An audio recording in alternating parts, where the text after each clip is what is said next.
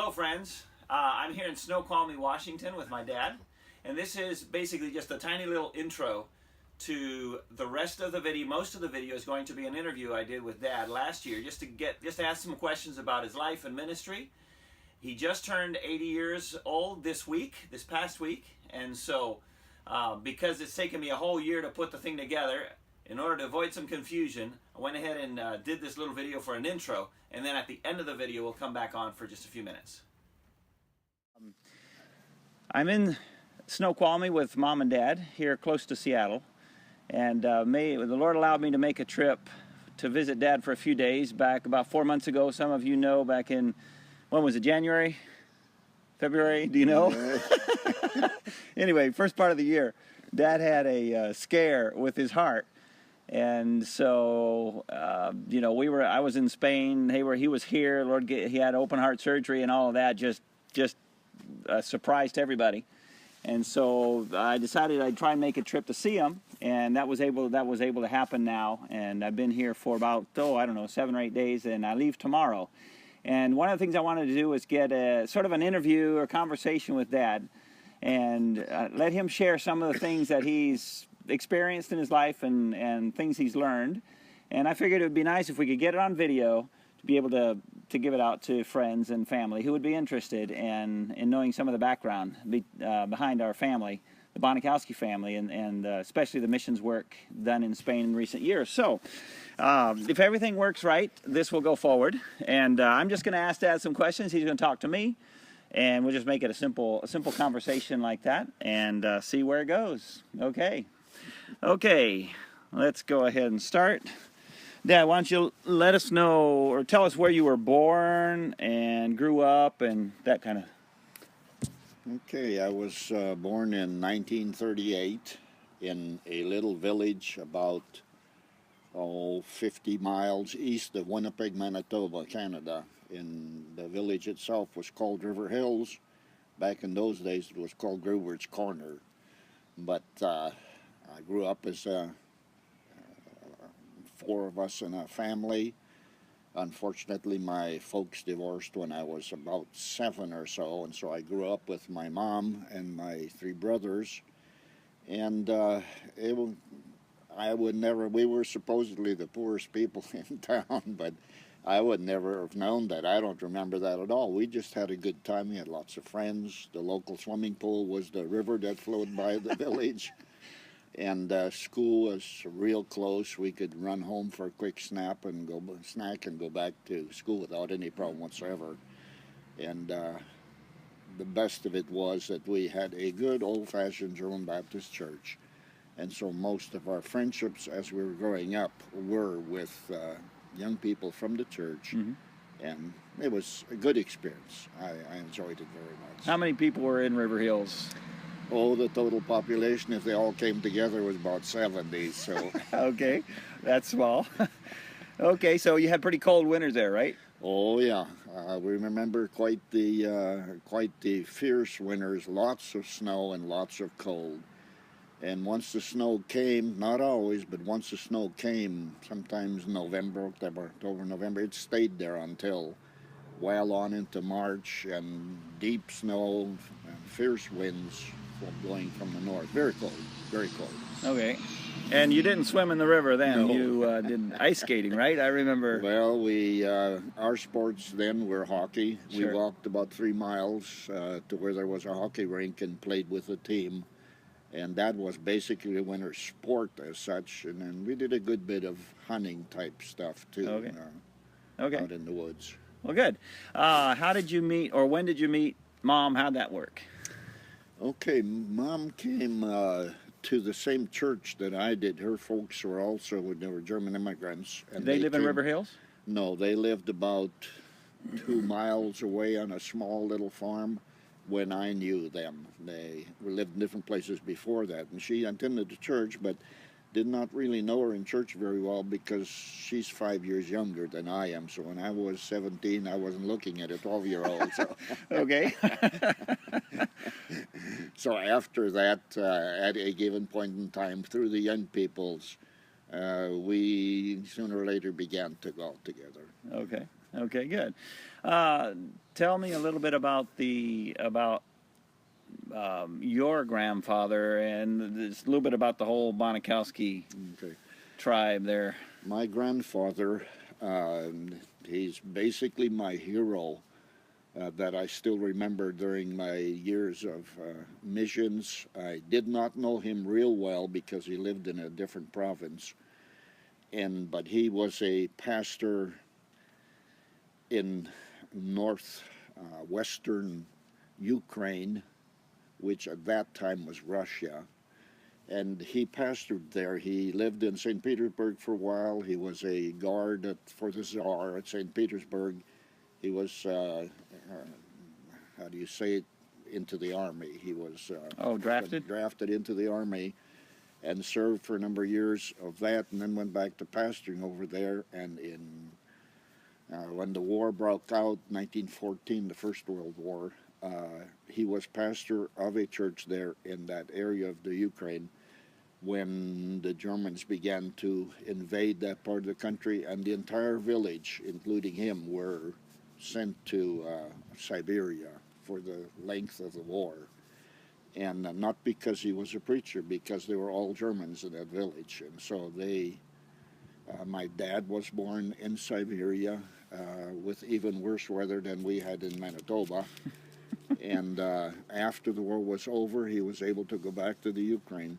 And then he pastored there until 1926, when he was able to come to Canada, go to Canada, and had ministry over there too. But the parts of the ministry that I enjoy so much, he has memoirs of the years that he was in the pastorate there in the Ukraine. Okay, and at some time he pastored in a circuit, right? Yes, he pastored in, there are 20 churches that had their birth and death in that particular area of the country under communism, and he pastored two different ones at different times, but on one of them he had a circuit ministry, and I'm not sure how many, 3, 4 churches that he went to periodically and did all the baptisms and marriages and all that kind of thing. And so it was interesting to read that. Very challenging. Okay. Then eventually, well, you were married in what, like 61? We were I'm married doing my in numbers here. 61, yeah. Okay. 1961. Okay. Tell me how it was that you went from Canada, cold Canada, to warm South Carolina, or Georgia, actually. Okay, during the years 59, 60, something like that, we were living in the city of Winnipeg, Manitoba, and I was going to Winnipeg Bible Institute at that time and was struggling with ministry. I really didn't know if it was the attraction of my family with a lot of preachers and so on, or if it was a personal thing, and I struggled somewhat with that. And I got a job with part-time with the Bible school. I got a job with an American firm, a company from California. The manager of the company was a relative of Mom, and I started to work with him and was there. I really cannot remember. That's over 50 years ago. I was there maybe 2 years, possibly more, and at that time the company was going into Europe, and I would stay home alone with the business, and I learned it very quickly, and I just got a call one day from California, and owners of the company asked me if I'd be interested in moving to Atlanta, Georgia, and I said I would love to move to Atlanta, Georgia. And so they transferred me to the same company, but in Atlanta, Georgia. Okay, so you went to some Bible school in Winnipeg, but then you also went to Edmonton, didn't you? Yeah, younger, after probably... Oh, before you were married? Before we were married, I went to 2. First of all, I went to, it was also Christian Bible Institute. It was from the North American Baptist Conference. Okay, it was Prairie Bible Institute or something like that? No? Okay. No, this is north in Edmonton, Alberta. Okay. And then after that, after a couple of years of working in different places, then I went to Winnipeg Bible Institute for a year. And okay, so then you went to Georgia, and what happened there? Okay, in Georgia, we struggled a little bit there. There was a Baptist church in every street corner, it seemed like, and we had a difficult time finding one that was very similar to our own experience back in Canada. But we finally wound up in an independent Baptist church, and missionaries came regularly. The church was very missions-minded, and we had people coming all the time, and it was in that church that the Lord called us to the mission field. Okay, and so then that was from Atlanta. Then from Atlanta, where did you go? Okay, from Atlanta then, when we responded to an invitation for the mission field in Georgia, in Atlanta area, we decided to go to Bob Jones University because many people, I never heard of it, but many people in the church were from there working in all kinds of jobs, and they highly recommended it. So we went up there a couple of times and finally decided we would do whatever additional training. Interesting part was that the university accepted all of my Bible study from the previous 2 Bible schools. Okay. So I graduated in 3 years. Okay.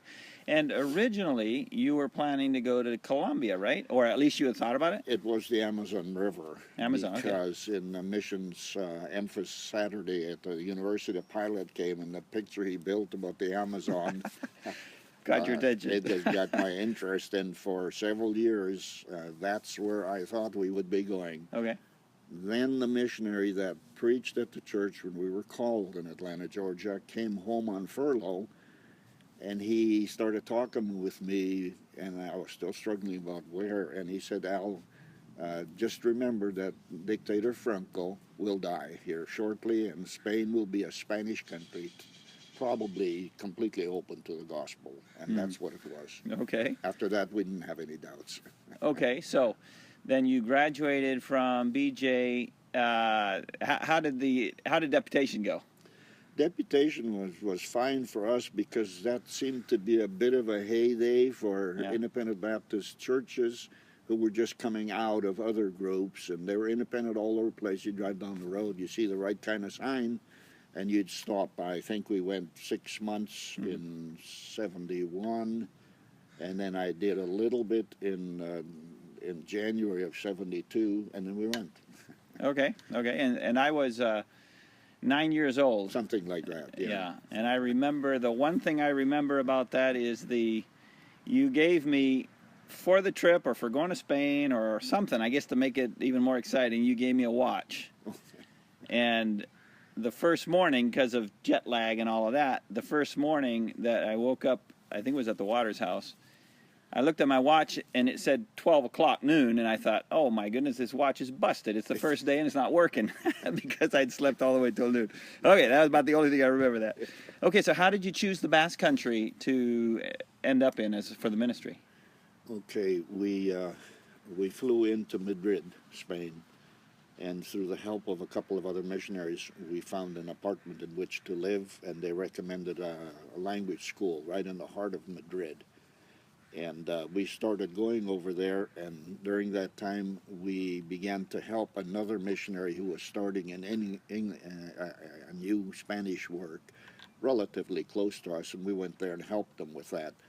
And he had been there a fair number of years, and it was his recommendation that since Dictator Franco had established a lot of holidays, there seemed to be a holiday every couple, 2-3 weeks. There was another holiday, and he said, if you're not speaking Spanish, it wouldn't do you much good to go on the street. You just won't be able to communicate or anything. He says, I would take those holidays and I would hit a different part of Spain.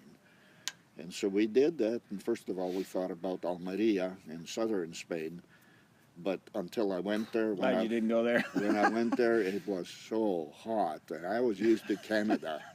It was so hot, and I always joked that I only found one tree in town. It was on the slope of the Mediterranean Sea.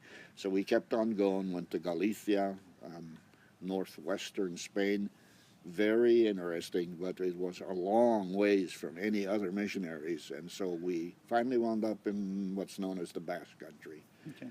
And when we went there the first time, weren't really excited about it. There was a huge port that brought in scrap metal from all over the world, and it was this cloud. Pretty ugly, huh? Oh, it was.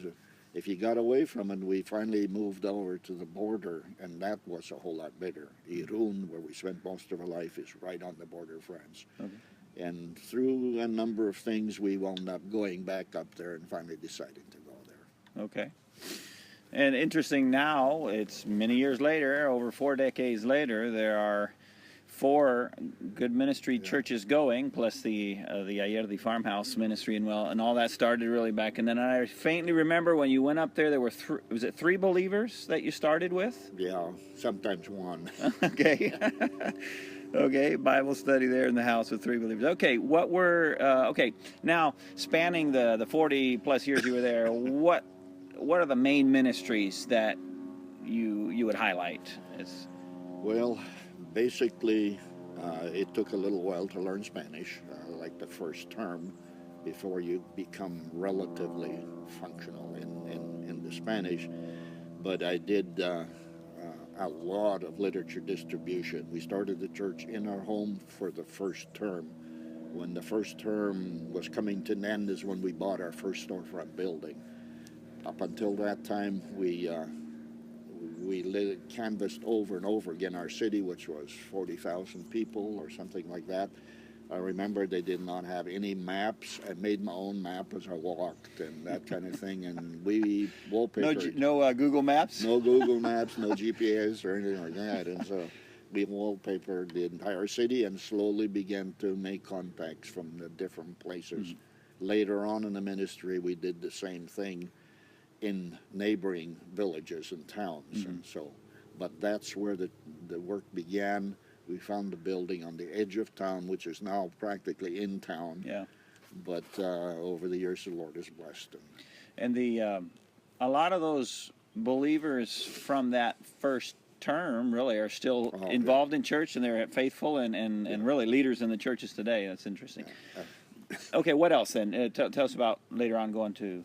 Later on, we struck out where there's another missionary now, a fellow named Roger Bergman. He was sort of southeast from us. There were a number of villages in that area, and we would hit them quite often, spreading out into other villages. And the same kind of thing was very, very good experience. We were beginning to get more and more young people.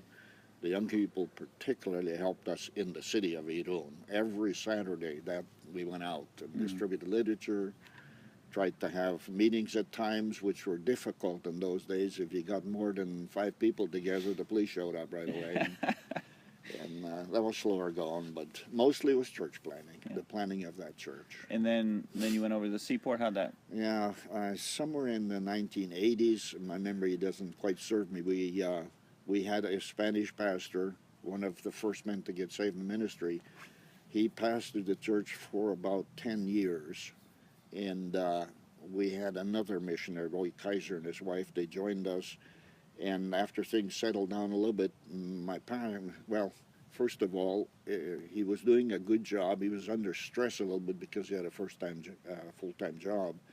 Then Roy and I decided to go on the outskirts of our capital city, San Sebastian.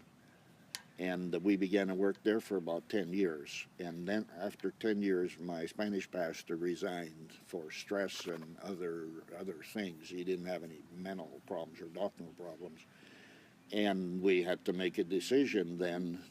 The church all demanded that I come back. And so Roy Kaiser and his wife kept on with a renteria, it's called, church. And I returned to Irun and spent the next 15, 20 years there until the Lord gave us another pastor and we were able to retire and come home. Okay. And then we arrived in 89, and next few years we were there, and then we went off to the interior and sort of, we're still a branch out of that Idun church as well, even today. Okay. Let's see, bring us up. Well, you want to tell you a little bit from your perspective on the Ayerdi ministry, how that... Well, because that took a lot of your time. Yeah, I laugh about it sometimes, thinking that in the Bonakowski family, I had, on my dad's side, I had a lot of uncles, and they were all carpenters. They were also preachers, right? A number of them. A number of 3 or 4 of them were preachers, and they built their own houses, and they had what I call the Bonakowski gene for carpentry. And the Lord, for some reason, gave it to me. I was never a professional carpenter, but I built a lot of houses, and when I got fixed to everything Spain, in every believer's house in any church in the area. You did it. In Irun, I think I did construction for everybody in the church. But anyway, it helped very well. I'm so glad that my grandson and the second son, Danny, he seems to have the gene too, so he's taken over on the farmhouse for working there. That was quite a project. Okay, so we got the farmhouse in 2000, and I remember in the first years, you would drive out. It's about an hour drive. You would drive out like 3 times a week.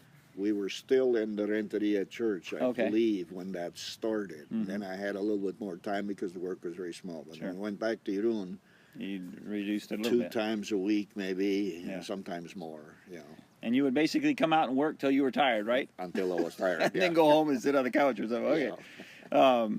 And then David, my oldest boy, our oldest Yeah. son, is now like the assistant pastor there in the Idun church with Isra, who's doing a great job. And now, so tell me a little bit about where you and Mom live right now. Like where you can't see it behind the camera, but it's Okay. Well, this wasn't the planned move for for many years. Mom and I had grown up with Andy's children there in Spain, so we had them every week. We were together at one time or another. And Mark, second son, had moved back to Greenville, South Carolina, and he established himself over there. And in those last years, Stephen finally went. He was 10 years after our second son, and so when he came back here, he studied after some studying in construction and carpentry. He also had the gene, yeah. and he came out here to Washington State with some other fellows to start a little work, and then did house building, repairs and doing new houses. He did that for a while until he finally wound up with Microsoft, and soon from 2010 on, 12 on, somewhere around there, he started working on me. That I had all the other kids and he didn't have us, and he had 3 little children, so he wanted us to come and retire out here. And then as time went by, I started sort of, well, maybe we really ought to come here. And so we finally decided we would move, and so we made the transition from where we were. We had a home that we built many years ago in Malden, South Carolina, near Greenville. We sold a house and moved out here to the state of Washington. We're about 30 some odd miles east of Seattle, in a little town called Snoqualmie. Just we can see the Cascade Mountains as we look east. And we decided not to get into housing or anything else. I'm now 79. I didn't want to build a house anymore. And so with the help of my daughter-in-law and my son Stephen, they talked us into clearing up a place behind his backyard over here, and we bought a 5th-wheel trailer. And that's our little castle here. We enjoy it, and it's a comfortable place to live. We like it very much. Okay, and Mom does a great job at making it like a little flower garden back there. She's got a green thumb. Everything grows if she touches it. And so I might be able to put out a picture of where they live, the RV, but then also the house that Stephen and Kay have, that he has done a lot of remodeling on, even added a 2nd floor and whatnot, and it's a beautiful place. And so it's very peaceful here. As you can see, it's very green. If we turn the cameras around, the mountains are covered with trees and rivers, and it's a beautiful place. And it's a quiet neighborhood, although you might have heard a truck here or there coming by, but it's very quiet and tranquil, so great place. Okay, well, let's wrap it up here with a couple of things. How about, okay, let me just give you 2 or 3 together, and you choose in what order or what you want to say. I'd like to know if you have a favorite verse that you'd like to share with those that are watching or listening. And then also, is there any life lesson or challenge that you would like to share? It could be the same thing, could be 2 different things. And then, well, I can remind you of these if you forget. If there's a certain particular story of providence, of God's providence along the way, I know there's many, but is there one that you would highlight as a story? So that's 3 questions there, each one pretty big, but whatever you want to do, it's yours. Okay. As far as what you want to do. Well, I have a Bible that's coming to pieces. Yeah, we're going to buy another one soon. We're trying to buy one, and I also need to buy a Bible with a whole lot bigger print. I can't read it anymore. But in all the verses that I've got underlined and stuff, these are two of my lifelong verses, and I've had to do a little work in understanding exactly the verses. Sometimes you take it at face value without really looking at it, but the two verses are well known in Philippians chapter 4:13. I can do all things through Christ which strengtheneth me. I can do all things that God wants me to do, not what I want to do. And then 19, but my God shall supply all your need according to his riches and glory by Christ Jesus. And they have been the mainstay for all of my years as a missionary. I always go to them all the time. What was the second one? There were a life lesson or challenge that you would encourage us in, or something you've learned, say a highlight of what you've learned through the years? Mostly that you need to search for God's will, and you make some mistakes along the way, and you think that you know God's will, but if you keep on searching for it, you will find it, and it could be a little complicated. For me to go to Spain, I had to be transferred by a company from Canada to southern, to Georgia in the south in order to get into what was my belief, my Baptist. I'm very Baptistic. I have nothing else in my background. That's as far back as I go. We've always been Baptist, and I believe in its distinctives, and I wanted that. The situation in Canada was a fair bit different. I could have gone out as a missionary, but you were just one of it. Big groups where you formed one of the missionaries that very seldom ever visited church or anything like that. Completely You were different the mission process. fund. Yeah, the churches would send money to a mission fund, and you would be involved in that, but there was not that personal contact with the local home church. And that took me down south, put me into a number of situations where I knew that it was his will, that I should go to Spain. And when I knew that was my goal for the rest of my life. I struggled the first couple of years. I couldn't learn Spanish. Nobody would talk to me. The only people who talked to me were Jehovah's Witnesses. They liked to argue on the steps of the house. And so, but I was not a quitter. I wasn't that strong. I just wasn't a quitter, and I was not going to go home. Okay, that's a good challenge right there. Don't quit. I was not going to go home. Okay. And so with time, everything turned out, and the church grew, and we were happy. Yeah. Okay, well that's great. How about a particular story of something, or more or less? Well, the first thing that comes to mind, there's so many things, but the first thing that comes to mind when we were in about our third year, somewhere around there, in our home, in a little village, fishing village just outside of the city, we began looking at the possibility of building, and I found a building. Buildings there are apartment complexes where the main floor, street level floor, are all given over to commercial purposes. And so I found one of these that had about 100 square meters in it, and I looked at it, and I thought, what's that, about 1,000 square feet? Yeah, I don't know. I can't remember anymore, yeah. It's about 3 or 4 times bigger now, but so how in the world are we going to finance this thing? And so I remember this stays in my mind. I went to a local savings bank, Kucha, which is the common bank there, and I decided to go in and see if I could talk to the manager. And so they gave me an appointment I talked with the manager, and he told me that I would need some collateral and whatever. Thing was going to be a little difficult because I hardly had an account with them. And unknown to me, there was a gentleman there who was watching this whole thing. He was one of the tellers, and he noticed me because at that time I was a fair bit taller. I ain't anymore, but I was a fair bit taller, and I sort of stuck out. And he was watching me going into the thing over there, and so that's connected with, I'm not even sure anymore, months later, half a year later, I was giving out literature in a particular part of the city on the outskirts, and I got a response back for somebody who was interested in taking Bible correspondence course. And so with fear and trembling, I gave him, it was an old thing by the Navigators on John, 4 lessons, And I sent that to him. He sent them all back faithfully over a period of time. And so I told him that if he would finish it, I would give him a Bible. And so he finally wrote me, says, well, I'm finished. And so I said, well, for goodness sake. This took months, right? This took months. Oh, yeah, it took months. And it wasn't email. It was all no. regular mail, back and forth. And he was mailing it to me. When I finally went to see him, it was on the bus. So I found out later on he was teaching the little catechism class. Catechism, yeah.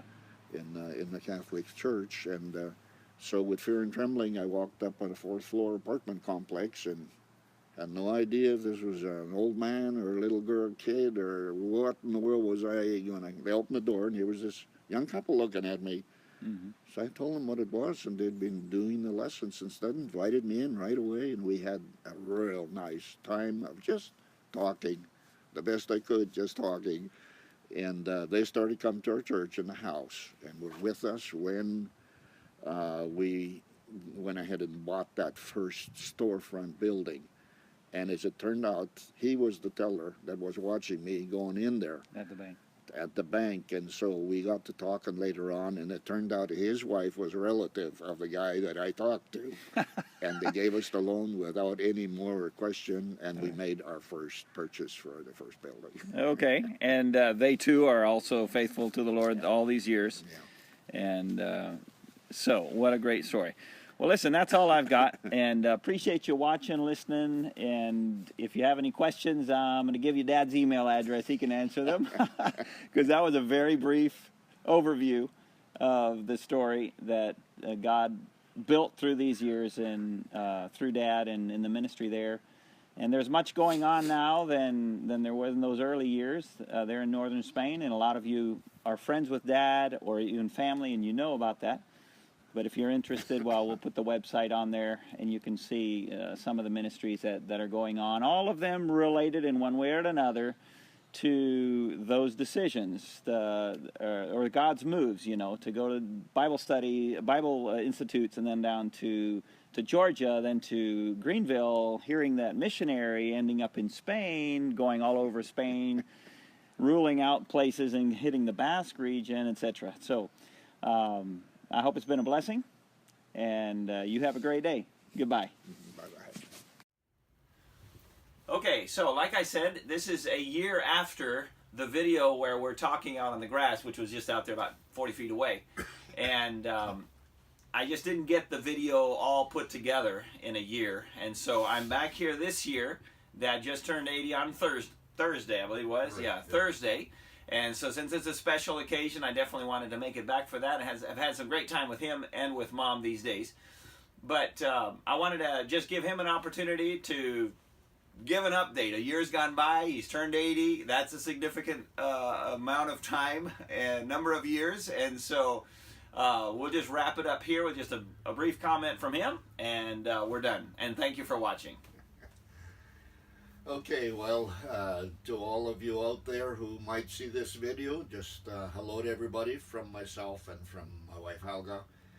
And I was thinking as my 80th birthday showed up, I happened to be reading in the Psalms passage where it talks about the 70.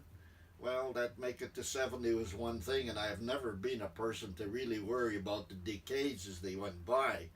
But then the verse said something about some kind of strength or other that would give you 80, which would be the 80, and that one has caught my attention like none of the other decades did. So just thankful to the Lord. He's given me a rich life, and I've reached 80. The scripture doesn't seem to mention anything more than that, so I'm happy with that. Whatever he gives us, we have a real nice church. We enjoy our church life very much. We have good friends, and so we would appreciate your prayers for us as we go on with whatever the Lord has for us. Okay, great. Thank you very much for watching. Hope you enjoyed it. And if you're interested in writing down for any reason or whatever, then I'll either put Gmail on there or you can write me. And be glad to be in touch. Okay, God bless you. Goodbye. Bye-bye.